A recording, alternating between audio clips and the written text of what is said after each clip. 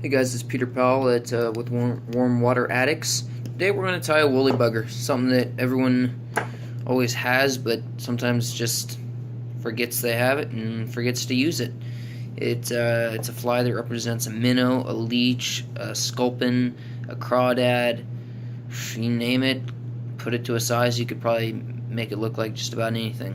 So today we're going to be doing an olive woolly bugger. The hackle that we're going to be using is this whiting bugger pack. I know that's upside down. We sell them at K&K. Come and get them. I love them. I keep getting them. Thread we're going to be using this Dansville. It's really heavy, but when you're cranking down on these streamers, sometimes that's what you need. If this pauses anytime, sorry. My battery's kind of running low right now, so we're in the midst of a crisis. Alright, I got everything. Where's my scissors? Where are my scissors at? Oh, they're there. Cool. Alright, so first, you would probably put on some lead. I'm going to use this 20-aught. Well, I was trying to figure out if you could get it to, I could say 20, but everything's going to be upside down. Put it right here at the head, or the eye, near the eye, sorry. I did about 10 wraps. Then you can push it up there. We should probably come back a little further, actually. We're going to try and make the body taper so the head will actually fall. The head of the fly will fall. So that works.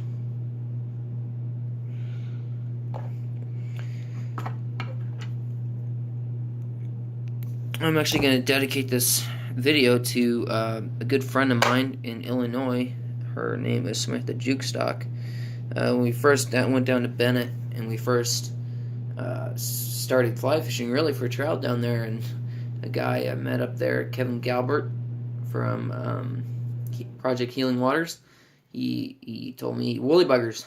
And so I went back to the campsite and tied a dozen woolly buggers and split them up between me and her, and we had people by the end of the day coming up trying to buy my flies, and I was like, just go buy woolly buggers, you know. Well, I'll give them to you, but woolly buggers always work.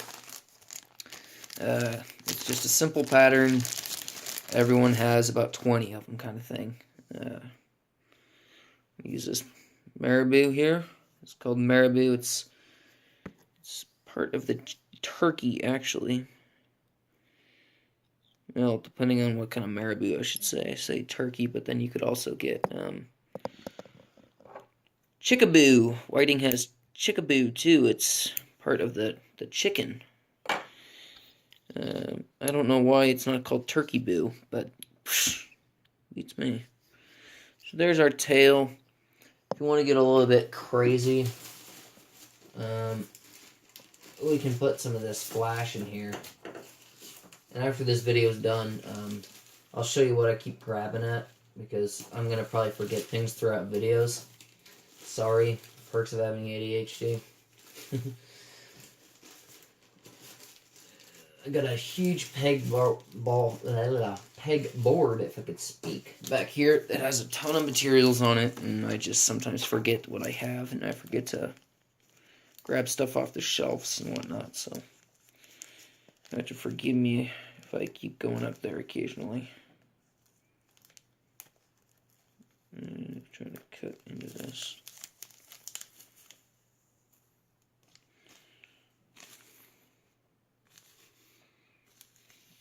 Alright, so a little trick with Flashabou, keep it in the package and just cut a corner out.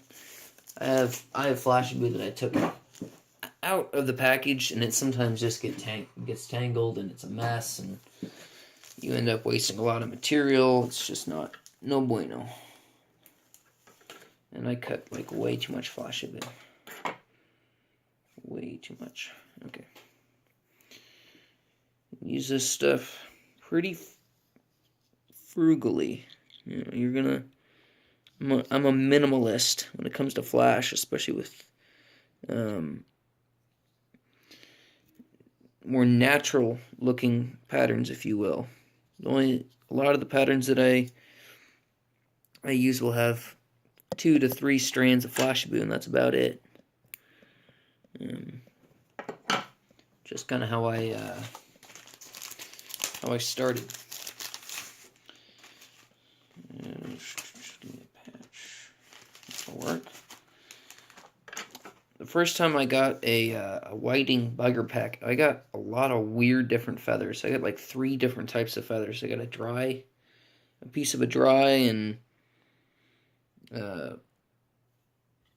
some streamer feathers, and then some glossy looking feathers. They were really weird, and I was trying to figure out if it was just how those bugger packs worked.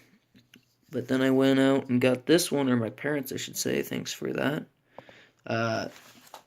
They got me this one. I looked through it, and I have all the same kind of feathers. So I was like, well, I guess I just got a weird batch.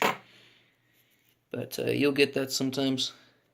Sometimes it's for the better, like those dry fly feathers that I got. They work awesome. I make ants and any kind of fly that has a black hackle on it.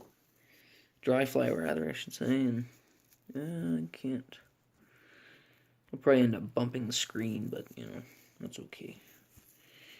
You guys can. So I'm wrapping the chenille to make the body. Okay, and I attach the hackle. I do this so much. I attach the hackle back at the tail, and then I'm going to actually wrap it forward. What's called palmar wrapping. Wrapping towards the eye of the hook. This guy right up here. Tie this guy off. Hopefully I don't crowd the eye too much.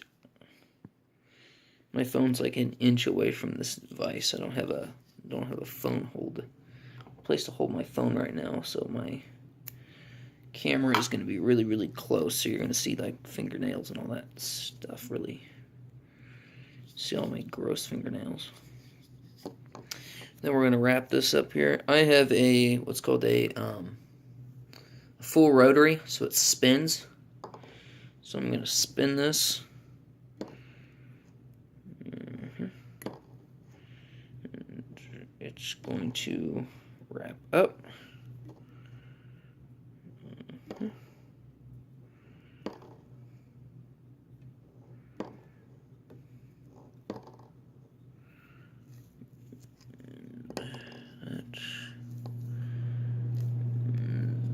You're gonna make this bushy. I like to make my buggers really, really bushy. Sometimes that's because the fish like them more bushy than other fish, but I just like my buggers bushy. Bushy bugger, what do you know?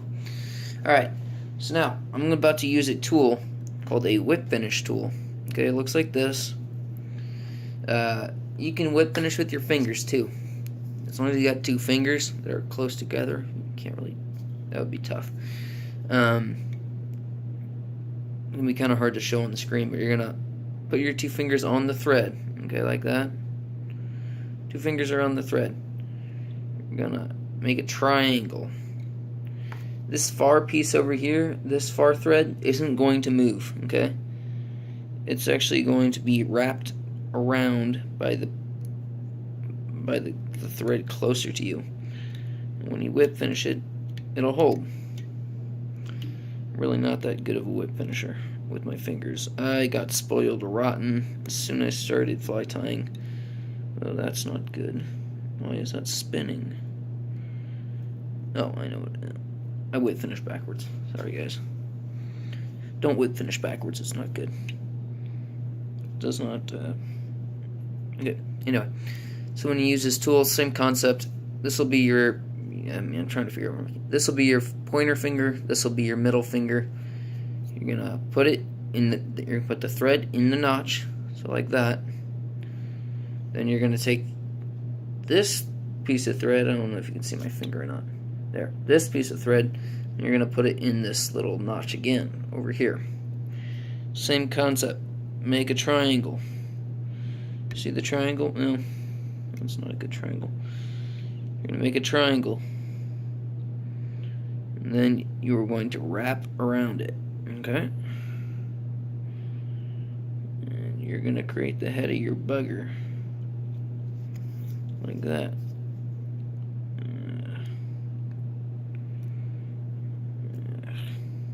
Alright. Let's see how that ended up turning out. Okay, well my side looks good. Your side doesn't. Side closest to you could use a little trimming there. The one thing I like about woolly buggers is they're really hard to mess up. Okay? I got people that just started and they come in with their woolly buggers, started fly tying I should say. They come in and they're really panicky. They're like, oh, the hackle's not right, it's twisting off to one side, or you know, the marabou's really thin. And I go, alright man, don't worry, it's not going to be a big deal. Or woman. You can't mess up woolly buggers. So with my woolly buggers I kind of like to make a fat head. I don't know why. I think it looks kind of cool. Just me maybe, I don't know. But that's what it should end up looking like. Really bushy thing. I'm going to send this one to the Juk Stocks. So thank you guys for starting me off on fly fishing. Appreciate that. See ya.